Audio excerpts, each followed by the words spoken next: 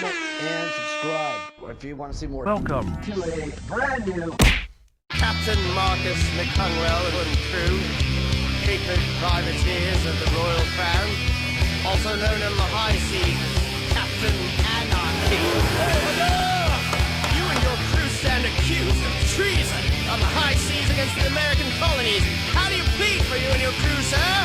This may apply more to like bands that have an image. My personal experience in the bands that I've played in the old school punk band.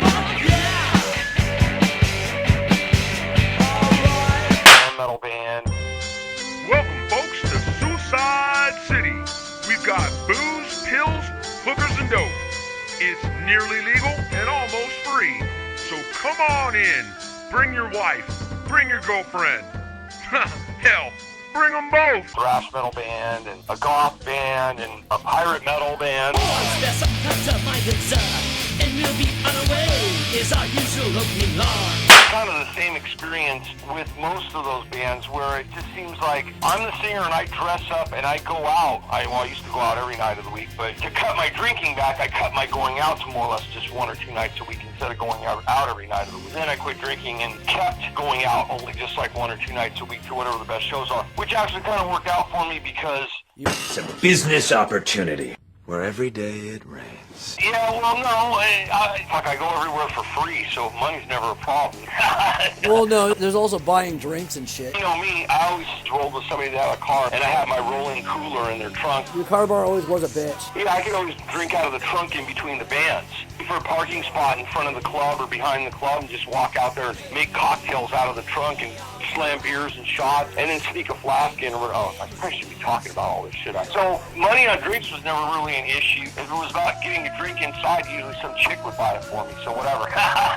It's about just, if I said it before, I'll say it again. You know, there's 30 or 40 of the same bands that play in rotation that I'm interested in amongst the different genres throughout each year. You got X amount of bands that I go to see every summer when they come on tour, and then you got all the local bands from the local level to the relatively famous level that are LA bands that play on a regular basis. So in other words, from Darling Dead to LA Guns. And so if I've seen all these bands 20 million times, what's the point in going out, 5 and 6 nights a week to go see them? Especially when I was drinking, it became, dude, I'm drinking myself to death. When I wasn't drinking, it became, well, I'm not drinking, and I've seen these bands 10 million times. And also that alcohol makes things better, and watching a bunch of old fogies isn't fun when you're sober. Well, yeah, there's that too. What I'm really saying is I get dressed up, and I go out and hand out flyers and whatever, and socialize and all that, and watch bands play.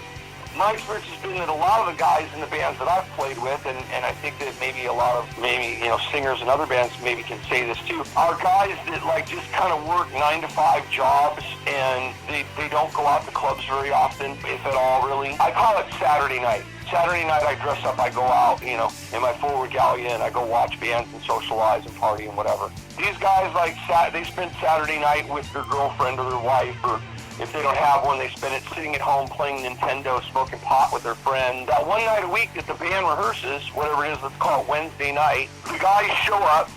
Some of them don't have their money to cover the rehearsal. They've got a 6-pack or a 12-pack or a 40-ouncer, little $10 sack of weed. Are you talking about the hate junkies now? Yeah, right. That's the thing about it too. Like every time I heard they have a new singer, I'm like, oh, so you're paying for rehearsal too, huh? Yeah, there you go.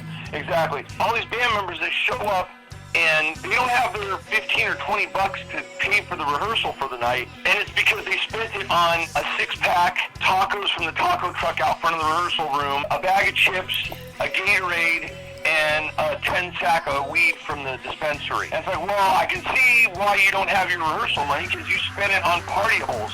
Hey, man, I gotta have stuff to eat and drink, and I had to put some gas in my tank or pay for the bus to get here or whatever. Yeah, but what about the other junk? What about the other junk? You didn't, you could have ate before you came. You don't need tacos and potato chips. You could have brought something to drink from home. We're here to get a job done. We're not here to smoke weed and drink. I don't mind if you have a couple of beers, but if you're going to spend your rehearsal money on that and then not have your rehearsal money... What the fuck? And here's the other thing. They get too loaded, so it just becomes a party. and we're not getting any work done. They're jamming out, wagging their dicks at each other, wagging their dicks at each other's girlfriends, showing off. It's the one night out of the week that they can actually put a leather jacket on and go somewhere and play rock star and get trashed and spend their rehearsal money on beer and weed before they get there. We're not progressing. They're not learning the songs. They're not locking down the parts. They're just jamming out and showing off to each other and showing off to each other's girlfriends, because they don't have a Saturday night where they dress up and go to the Slayer concert, or they work all week and then they spend their Saturday night throwing the football around with the kid in the backyard, or placating the wifey, getting high, playing Xbox with their friends instead of going out to a fucking club. Then they wonder why they never get laid either. Band practice is their version of Saturday night. Of your three main bands, who are the biggest assholes, we'll say? I'm not trying to pick on any one particular band member. I'm just saying that across the board, and it's not every single band member. Over the decades, there's been a number of band members that were either worked too much and were too busy and had money to pitch into the band but didn't because they were being misers, or had money but couldn't pitch into the band because they're strapped with a wife and kids they're putting through college. They're drunks or they're drug addicts, have, bitchy girlfriends that they bring to band practice, and all they do is fucking, fight with the girlfriend at band practice and disrupt band practice the whole time. Plus, the drunk ones and drugged out ones sometimes get too wasted to really accomplish anything at band practice, or worse yet, they get too wasted before they go on stage and they cause the band to fucking train wreck songs and they end up having to fire them for it. And then occasionally you have a few that are like fucking traitors that sell your band out to other bands, or just whatever it is. There's a plethora of problems, and a good majority of them are also guys that don't really dress up and go out to clubs very often because they don't go to see other bands play, whatever, so they're going to go jam with their band. And I love how it's their band,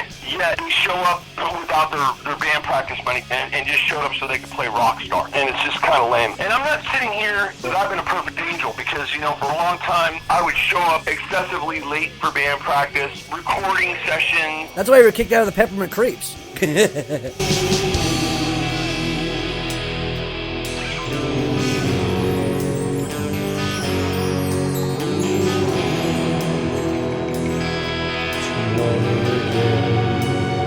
I'm asking all you people, because we're living in a Check out our Patreon, linked in the description, as you can tell, and support our cause. We don't get paid for this shit.